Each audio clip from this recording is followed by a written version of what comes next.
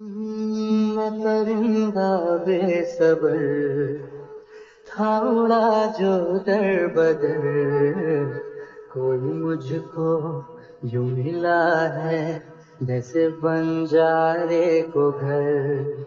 नए मौसम की सहर या सर्द में दोपहर, कोई मुझको यूं मिला। তেজে সে কখন নিজের রুমের দরজা আটকে ছিল সেটা এখনো খোলেনি, রাতে খেতেও আসেনি। তখনকার ঘটনার পর সবাই জাঙ্কুককে বুঝিয়ে রেখে নিজ নিজ বাসায় ফেরত গিয়েছে। মাঝরাতে ঘুম ভাঙল তের। এশার নামাজ পড়ে সিজদায় গিয়ে কাঁদতে কাঁদতে জায়নামাজে ঘুমিয়ে পড়েছিল সে। ঘুম ভাঙতেই তের মাথায় তখনকার কথা ঘুরতে লাগলো।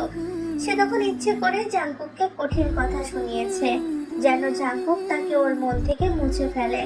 তের মনেও 3 বছর আগে থেকে জাঙ্কুকের প্রতি অনুভূতি সৃষ্টি হয়েছিল। এটা সে তখন বুঝতে পেরেছে যখন সে জানতে পেরেছিল তার বড় আম্মু সানা আর জাঙ্কুকের বিয়ে ঠিক করবে। যেটা শোনার পর তের সেই মুহূর্তে সব বিষাদ লেগেছিল। তার মনে একটা চাপ অনুভূতি হয়েছিল, কিন্তু পরবর্তীতে জাঙ্কুক নিজের ইচ্ছায় সেই বিয়েটা নাকচ করে দেওয়াতে তার মনে সেই বোঝা নেমেছিল। আর এই ঘটনার পরপরই তে জানতে পেরেছিল জাঙ্কুকের প্রতি তার নিজের অনুভূতির ব্যাপারে। তে এত বছর এটা নিজের মধ্যেই লুকিয়ে রেখেছে। তবে কাল যখন সে জাঙ্কুকের মুখ থেকে শুনলো জাঙ্কুকও তাকে ভালোবাসে, তখন জাঙ্কুকের সামনে যেন সে দুর্বল হয়ে না পড়ে, সেজন্যই এমন করেছে তে। তের ভাবনা থেকে বেরিয়ে ওয়াশরুমে গিয়ে অজু করে এসে তাহাজ্জুদের নামাজ আদায় করে নিল। নামাজে পড়ে সে আল্লাহর কাছে কেঁদে কেঁদে বলল তার মন থেকে জাঙ্কুকের প্রতি এই অনুভূতিগুলো যেন আল্লাহ তাআলা তুলে নেন। দীর্ঘ 3 বছর যাবৎ তে এমনটাই করে যাচ্ছে। নিজের মনের অযাচিত অনুভূতির জন্য সে আল্লাহর কাছে ক্ষমা চেয়ে দোয়া করেছে, যেন আল্লাহ তার মন থেকে সকল হারাম অনুভূতি তুলে নেয়। সে যেন কোনো হারামে জড়িয়ে না পড়ে, সে যেন আল্লাহ থেকে দূরে না সরে যায়। মোনাজাত শেষ করে তাসবিহ পড়তে পড়তে তে দেখলো ফজরের ওয়াক্ত হয়ে গেছে। যে তখন ফজর আদায় করে তার ফোনটা হাতে নিয়ে বেগমকে কল লাগালো। বাংলাদেশে এখন বিকেল সময় 4টা। বেগম এই সময় অফিসে। তে বেগমকে এই সময় কখনো কল করে না, কিন্তু আজ করাতে বেগম তড়িঘড়ি করে কলটা তুলে সালাম দেয়। অপর পাশ থেকে তে সালামের উত্তর নিয়ে বলে, বেগম ভাই, কিছুদিনের মধ্যে আমার বাংলাদেশে ফেরার ব্যবস্থা করুন। বেগম অবাক হয়, তুমি কি জাঙ্কুক ভাইয়ের সাথে ফিরছো না? না, উনি পরে যাবেন। দয়া করে আমার ফেরার ব্যবস্থা করুন, আমি কিছুদিনের মধ্যেই ফিরতে চাই। তের কথায় বেগম আরো কিছু জিজ্ঞেস করতে চেয়েও করলো না। তের কথা শেষ করে তে ফোন কেটে দিল। এর মধ্যে 1 সপ্তাহ হয়ে গেছে। তে আর জাঙ্কুক এক ছাদের নিচে থেকেও একে অপরের মুখোমুখি হয় না। জাঙ্কুক বাসায় ফিরলে তে তার রুম থেকে বের হয় না, আর জাঙ্কুকও ইদানিং তেমন বাসায়ই ফেরে না। সারাদিন সে বাহিরে কাটিয়ে রাতে দেরি করে বাসায় ফিরে। সে নিজেও চায় না তে তার কারণে কোনো অস্বস্তিতে পড়ুক। তার মন খুব করে চায় একটাবার তেকে দেখতে, কিন্তু জাঙ্কুক তের কথা ভেবে নিজের ইচ্ছেগুলোকে দমিয়ে রাখে।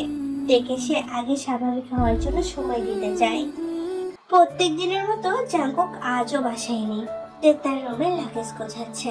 লাগেজ গোছানো শেষ হলে তে তার স্টাডি টেবিলের কাছে গিয়ে জাঙ্কুকের জন্য একটা চিঠি লেখা শুরু করে। তে জানে তার যাওয়ার পর তাকে খুঁজতে জাঙ্কুক তার ঘরে আসবে। চিঠিটা লেখা শেষ হলে সে পাশে একটা মার্বেলের ঘরে সেটার উপর রেখে লাগেজটা নিয়ে নিচে নেমে আসে। সে নিচে এসে মেয়েকে বলে দিল জাঙ্কুক বাসায় ফিরে তাকে জানাতে তে বাংলাদেশে ফিরে গেছে। মেয়ে তার কথায় সায় জানাতে তে শেষবারের মতো বাড়িটার দিকে চোখ বোলায়, তারপরে বেরিয়ে যায়। জাঙ্কুক বেশ রাত করে বাসায় ফিরল। ফিরে এসে মেয়ের কাছে জানতে চাইলো তে রাতের খাবার খেয়েছে কিনা। মেয়ে তখন জাঙ্কুককে তের বলে দেওয়া কথাটা জানাতেই জাঙ্কুক থমকে গেল। সে জানে তের একার পক্ষে এত তাড়াতাড়ি ভিসার জোগাড় করে দেশে ফেরা অসম্ভব। জাঙ্কুক তড়িৎ উঠে তের রুমে চলে গেল। যখন রুম ফাঁকা দেখলো তখন রাগে হাত মুষ্টিবদ্ধ করে জোরে দেওয়ালে ঘুষি মারে সে। আচমকা জাঙ্কুকের চোখ যায় তের স্টাডি টেবিলে আটকে থাকা একটা সাদা কাগজের উপর। জাঙ্কুক কাছে গিয়ে সেটা হাতে তুলে নিয়ে দেখলো তে তার জন্য একটা চিঠি লিখে রেখে গেছে। সেটা লেখা ছিল, জাঙ্কুক ভাই, আমি বাংলাদেশে ফিরছি। আপনি যখন এই চিঠিটা হাতে পাবেন ততক্ষণে আমি হয়তো মাঝপথে থাকবো। আমি জানি আমাকে আপনি রুমে না পেয়ে এতক্ষণে রেগে আমার রুমের দেয়ালে এক দুইটা পাঞ্চ মেরে দিয়েছেন। আপনার রাগ সম্পর্কে আমি অবগত। সেদিন আপনার মুখ থেকে ভালোবাসার কথা জানার পর আপনার সাথে আমার এক ছাদের নিচে থাকা সম্ভব না। আমার দম বন্ধ হয়ে আসছিল সেখানে। আমি জানি আপনি ভাবছেন আমার একার পক্ষে দেশে ফেরা সম্ভব না, তাই বলে রাখি আমাকে বেগম ভাইয়া সাহায্য করেছে, তাই আমাকে নিয়ে কোনো চিন্তা করবেন না। বেগম ভাইয়া নিজে আমাকে নিতে এসেছিল অতটা দূর থেকে। আর হ্যাঁ, আমি চাই আপনি আমার আর বেগম ভাইয়ার বিয়ের পর দেশে ফিরেন। আমি চাই না আপনি আমাদের বিয়েতে কোনো ধরনের সমস্যার সৃষ্টি করেন। হয়তো পরের বার যখন আপনার সাথে আমার দেখা হবে ততদিনে আমি আপনার ছোট ভাইয়ের বউয়ের পরিচয় আপনার সামনে আসব। তখন আপনি আমার জন্য থাকবেন একজন পরপুরুষ। তাই বলছি, এখন থেকে আমার জন্য নিজের মনের সকল অনুভূতি মুছে ফেলুন। আপনি চাইলেই এটা পারবেন। আমি বড় আম্মুকে কথা দিয়েছিলাম আপনাকে সাথে নিয়ে ফিরবো। যেহেতু সেটা পারিনি, তাই নিজ দায়িত্বে দেশে ফিরবেন। আশা করি আবারও বড় আম্মুর মনে কোনো কষ্ট দিবেন না। ইতি তেয়াম। চিঠিটা পড়া মাত্রই জাংকুক রাগে রুমে থাকা সবকিছু ভেঙে তছনছ করে ফেলে। নিচে থাকা মেয়েটা চমকে গেল তার এমন গর্জনে আর ভাঙাচোরা শব্দে। জাংকুক রাগে গজ গজ করতে করতে মুখে আমরাই, আমার ভালোবাসা তোর কাছে এতটাই মূল্যহীন লেগেছে যে আমার পরিবর্তে তুই বেগমকে বেছে নিয়েছিস। তাহলে তৈরি থাক। এতদিন তুই শুধু আমার ভালোবাসা আর যত্ন দেখেছিস, এখন দেখবি আমার অবহেলা। আজকের আবহাওয়া বেশ রৌদ্রোজ্জ্বল, তবে সকাল হওয়ার কারণে সূর্যের তাপের প্রখরতা কম। আকাশ বেশ পরিষ্কার, কোথাও কোনো বৃষ্টির আভাস নেই। আকাশের স্বচ্ছতায় চারিপাশ আলোকিত করে তুলেছে। ইদানিং সূর্যের তাপমাত্রার প্রখরতায় ব্যবসার গরম পড়েছে। বাহিরে পাখিদের কিচিরমিচির শব্দ শোনা যাচ্ছে। এর বারান্দার থাই গ্লাসটা খুলে রাখা, যার ফলে তার রুমের রোদের আলো উঁকি দিচ্ছে। তে তার ড্রেসিং টেবিলের সামনে দাঁড়িয়ে অফিসে যাওয়ার জন্য তৈরি হয়ে হিজাব পাচ্ছে। তে আমেরিকা থেকে বাংলাদেশে ফেরার আজ 1 মাস অতিবাহিত হয়েছে। বাংলাদেশে ফিরে আসার পরেও তার বারবার জাংকুকের কথা মনে পড়ছিল। জাংকুকের চিন্তা সে কিছুতেই মাথা থেকে বের করতে পারছিল না। তাই তে ঠিক করেছিল সে নিজেকে ব্যস্ত রাখতে তাদের অফিসে ইন্টার্নিং শুরু করবে। সেই অনুযায়ী সে বেগমকে জানিয়ে নিজেদের অফিসে জয়েন দিয়েছে। খানবাড়ির কারোরই তের এই সিদ্ধান্তে কোনো আপত্তি ছিল না। তের ধারণা সে নিজেকে ব্যস্ত রাখলে জাংকুকের ভাবনা তাকে আর বিরক্ত করতে পারবে না।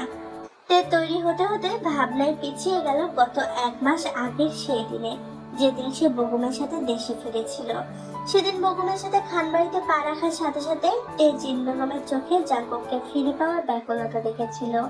জিন বেগম ভেবেছিল তের সাথে জাংকুকও ফিরবে, কিন্তু প্রত্যাশা মতো জাংকুককে তের সাথে না পেয়ে তিনি অধৈর্য হয়ে তেকে জিজ্ঞেস করে, জাংকুক কোথায় তে? তখন তে উত্তরে বলেছিল জাংকুক কিছুদিন পরে ফিরবে। সেদিন থেকে জিন বেগম সে আশায় আছে। তের ভেতরে ভেতরে অনেক অনুতাপ হচ্ছে, কারণ সে তার বড় আম্মুকে কথা দিয়েছিল দেশে ফিরলে জাংকুককে সাথে করে নিয়ে তবেই ফিরবে। যেহেতু তে তার দেওয়া কথা রাখতে পারেনি, সেহেতু সে ভেতরে ভেতরে নিজেকে অপরাধের দায়ী করে। অন্যদিকে বাড়ি ফেরার পর একবারের জন্য নামজুন খান তে আর বেগমের বিয়ের কথা তোলেনি। হয়তো তিনি তে ফেরার পথে তাকে একটু সময় দিতে চেয়েছেন। তে সেদিনের ভাবনা থেকে বেরিয়ে এসে সাইড ব্যাগ হাতে নিয়ে নিচে নেমে এলো। তে নিচে নেমে আসতেই জিন বেগম তাকে নাস্তার টেবিলে এনে খেতে বসায়। তখন বেগমও নেমে এলো। সে এসে তের বিপরীতে চেয়ার টেনে বসে। পুরো সময়টা তে তার মাথা নিচু করেছিল। বেগম ফাঁকে ফাঁকে তের দিকে লাজুক চোখে তাকাচ্ছিল। খাওয়া শেষ করে তে আর বেগম একসাথে গাড়িতে করে অফিসের উদ্দেশ্যে বেরিয়ে গেল। তাদের একসাথে বেরোতে দেখে জিন বেগম, ইয়নজন আর লিসা একে অপরের দিকে চাওয়া চাওয়া করে হাসছিল। অফিসে পৌঁছাতে তে নিজের ডেস্কে গিয়ে বসে। যেহেতু সে এখানে একজন সাধারণ এমপ্লয়ি হয়ে কাজ করছে, অপরদিকে বেগম তার কেবিনে চলে যায়। তে বসে কতগুলো ফাইল চেক করছিল। তখনই তার কাছে একজন অচেনা মেয়ে এসে সম্বোধন করে বলে, এক্সকিউজ মি ম্যাম। তে পেপারগুলো থেকে চোখ সরিয়ে তার দিকে তাকাতেই অবাক হয়ে যায়, কারণ মেয়েটি দেখতে অবিকল তার মতো, এমনকি তার পোশাকের ধরনও তার মতো। তে অবাক চাহনি দেখে মেয়েটি হেসে বলে, আমার নাম কিমভি। আমি জানি আপনি কেন অবাক হচ্ছেন, আমি দেখতে প্রায় আপনার মতো বলে, তাই না? তে তার অবাক দৃষ্টি নিয়ে অকপটেই বলে ফেলে, হ্যাঁ, কিন্তু এটা কি করে সম্ভব? আমিও অবাক হয়েছিলাম যখন বেগম স্যার আমাকে আপনার কথা বলেছিল। আমি আপনার আসার 3 মাস আগেই এই অফিসে জয়েন দিয়েছি, কিন্তু মায়ের হার্টের অপারেশনের পর আমাকে তার দেখভালের জন্য 1 মাসের ছুটি নিতে হয়েছিল। অন্য কেউ হলে এত দীর্ঘ ছুটির জন্য রাজি হতো না, কিন্তু বেগম স্যার মায়ের অবস্থার কথা শুনে আমাকে যত সম্ভব সাহায্য করেছে। তার জন্য আমি কৃতজ্ঞ তার কাছে। আল্লাহ আপনার আম্মুকে সুস্থতা দান করুক। আমি শুনেছি পৃথিবীতে একরকমের দেখতে নাকি 7 জন ব্যক্তি থাকে। সেটা কতটুকু সত্য তা জানি না, তবে আপনাকে দেখে অনেক অবাক লাগছে। জি ম্যাম, বেগম স্যার আমাকে আপনার কাছে পাঠিয়েছেন যেন আপনার কোনো কিছুতে সমস্যা হলে আপনাকে সব ঠিকঠাক মতো বুঝিয়ে দিই। ভিয়ের এমন সম্বোধনে তে আন্তরিক হেসে বলে, তুমি প্লিজ ম্যাম বলে ডেকো না আমাকে। আমরা তো একই পজিশনের এমপ্লয়ি, তাই না? ভি ইতস্ত বোধ করে বলে, কিন্তু ম্যাম এটা তো আপনাদেরই অফিস। তাহলে তে তাকে কথার মাঝে আটকে দেয়, কোনো কিন্তু না, তুমি ম্যাম বলবে না, আমাকে নাম ধরে ডাকবে, ঠিক আছে? এটা আমাদের অফিস, তো কি হয়েছে? অফিসের ভেতরে তো আমি সাধারণ একজন এমপ্লয়ি হয়ে কাজ করছি। তে আন্তরিকতা দেখে ভি মৃদু হেসে বলে, ঠিক আছে। কথোপকথন শেষ করে তারা দুইজন নিজ নিজ অবস্থানে বসে কাজে মন দিল। কিছুক্ষণ পরে তে তার পেপার চেকিং শেষ করে বেগমের অফিসে গেল জমা দিতে। কেবিনের দরজা নক করে তে অনুমতি দেয়। May I come in? কামিন তে। তে ভেতরে ঢুকতে বেগম মিষ্টি হাসে, এত তাড়াতাড়ি শেষ? মাশাআল্লাহ তে, তুমি তো অনেক বেশি ফাস্ট। তে কিঞ্চিত হাসে, জাযাকাল্লাহ খায়রান। আচ্ছা, ভিয়ের কথা তো আপনি এর আগে আমাকে বলেননি। মেয়েটা অনেক অমায়িক আর অনেকটা আমার মতো দেখতে। প্রথমবারের মতো আমি ওকে দেখে অনেক বেশি অবাক হয়েছিলাম। বেগম হাসি মুখে প্রত্যুত্তর দেয়, হ্যাঁ, ও 4 মাস আগে জয়েন দিয়েছে এই অফিসে। মেয়েটা অনেকটা হার্ড ওয়ার্কিং। ওর বাবা নাকি কয়েক বছর আগে গত হয়েছে, যার কারণে ওর অসুস্থ আম্মুর দায়িত্ব ওর ওপর। মেয়েটা অফিসে পরিশ্রম করে, আবার বাসায় গিয়ে মায়ের যত্ন নেয়, সংসার সামলায়।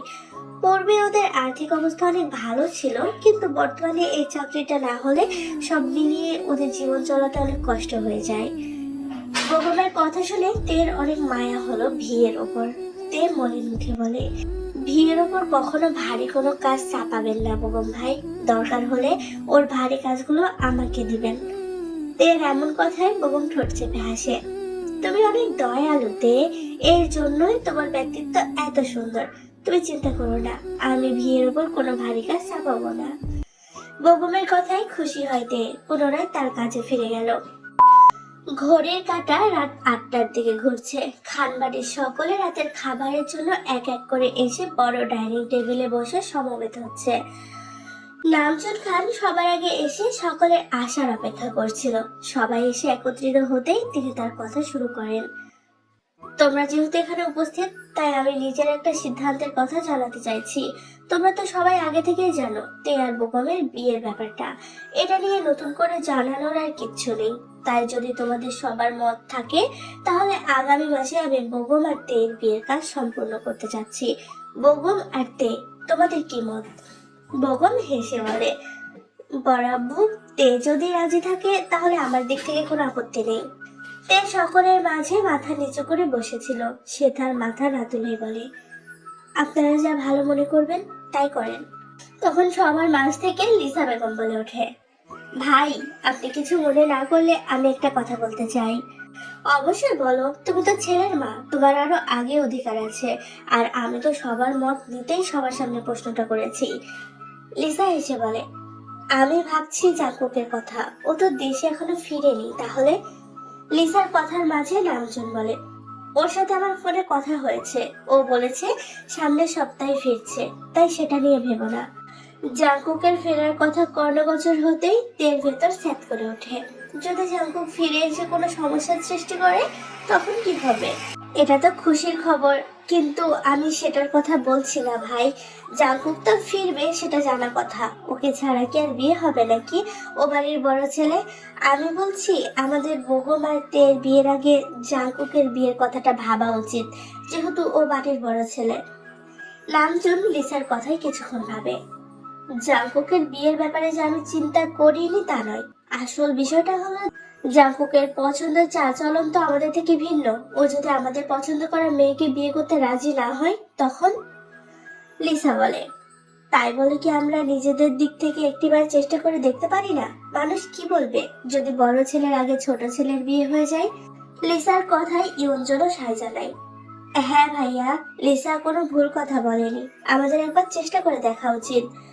জিনও তাদের সাথে সহমত পোষণ করে। তখন নামজুন বলে, তাহলে জাঙ্কুক ফিরলে আমি ওর সাথে কথা বলবো এই বিষয়ে। কিছুক্ষণ আগে ভি তার মা রেহেনা বেগমকে রাতের খাবার খাইয়ে ওষুধ খাইয়ে ঘুম পাড়িয়ে রেখেছে। ভি তার মাকে নিয়ে ভাড়া বাসায় 2 রুমের একটি ফ্ল্যাটে থাকে। পূর্বে দিনরাত খেটে বাড়ি বাড়ি গিয়ে টিউশনি পড়িয়ে ভি সংসারে খরচ করত আর মায়ের ওষুধ চালাতো। এতে সে অনেক বেশি হিমশিম খাচ্ছিল, কিন্তু বর্তমানে অফিসে জয়েন দেওয়ার পর তাদের দুজনের জীবন বেশ ভালোই চলছে। 4 মাস আগে ভি নিজেদের অবস্থার উন্নতির জন্য তার এক জানাশোনা ফ্রেন্ডের মাধ্যমে খান ইন্ডাস্ট্রিতে ইন্টারভিউয়ের জন্য যায়। নিজের কোয়ালিফিকেশন আর কনফিডেন্সের জন্য সে প্রথমবারেই টিকে যায়। ভিয়ের ইন্টারভিউ নিয়েছিল বেগম। সেদিন বেগমকে প্রথমবার দেখে ভিয়ের ভালো লেগে গিয়েছিল। বেগমের ব্যক্তিত্ব তার মনকে কাবু করে ফেলেছে। বেগম অফিসে থাকা সকল এমপ্লয়ীদের সাথে সম্মানের সাথে কথা বলে, ছোট বড় সকলের সমান ব্যবহার করে, এক চোখে দেখে। মূলত বেগমের এসব আচরণে ভিয়ের মনে দাগ কেটে গিয়েছিল। ভি নিজের রুমে গিয়ে তার ওয়ার্কিং টেবিলে বসে কালকের মিটিং এর জন্য তার প্রেজেন্টেশন পেপারগুলো দেখতে থাকে। হঠাৎ সে খেয়াল করে একটা জায়গায় সে ভুল করে ফেলেছে। সে ভাবতে লাগে এটা কিভাবে সংশোধন করা যায়, কিন্তু তার মাথায় কোনো আইডিয়াই কাজ করছিল না। তাই সে ঠিক করে তার বেগমকে কল করে পরামর্শ নেওয়া উচিত, যেহেতু কালকের মিটিংটা তাদের কোম্পানির জন্য অনেক বেশি জরুরি। ভি ঘড়িতে তাকিয়ে দেখে তখন সময় 9:30।